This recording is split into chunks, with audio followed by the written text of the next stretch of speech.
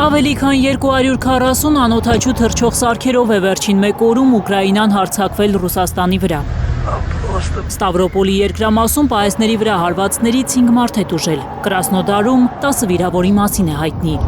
Վայլբերիսի լոգիստիկ կենտրոնին են հարվածել ուկրաինացիները, հրդեհվել է պահեստը։ Ավելի քան 16 անօդաչուների հարձակման հետևանքով խոշոր հրդեհ է բռնկվել Արմավիրի նավթաբազայում, մեկ աշխատակից է զոհվել, 800 քառակուսի մետր տարածք է կուլ տվել կրակը։ Կուբանի օպերատիվ շտաբը հայտնել է, որ Կրասնոդարում և Դինսկայայի շրջանում ԱԹՍ-ների բեկորները վնասել են բնակելի տներ, բարեբախտաբար զոհեր չկան։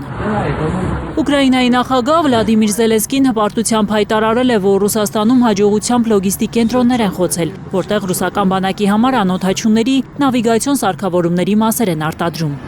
Եվս մեկ նավթաբազա են խոցել ուկրաինացիները, ասել է Զելենսկին, նաև ռուսական նավատորմի տանկերներ 4 բեռնանավ։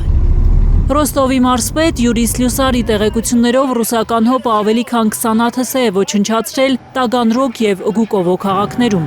նաև Ռոստովի մարզի 8 շրջաններում, 9 անօդաչու է խոցվել Լենինգրադի մարզում։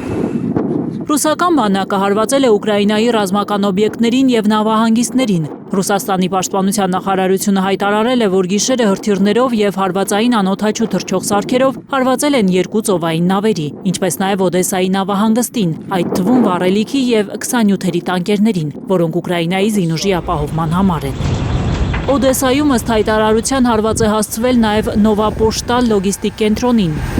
Ռուսաստանը պնդում է, որ ուկրաինական լոգիստիկ ընկերության տերմինալը օգտագործվում է ռազմական նշանակության բեռներ պահելու համար։ Օդեսայի մարզում ռուսական անօդաչուն ընկել է երկհարկանի տան վրա։ Քաղաքային իշխանությունը մի կնոջ զոհվելու մասին է հայտնում։ Գայանե Մովսիսյան, Արմեն Ապրեսյան, Հայլուր։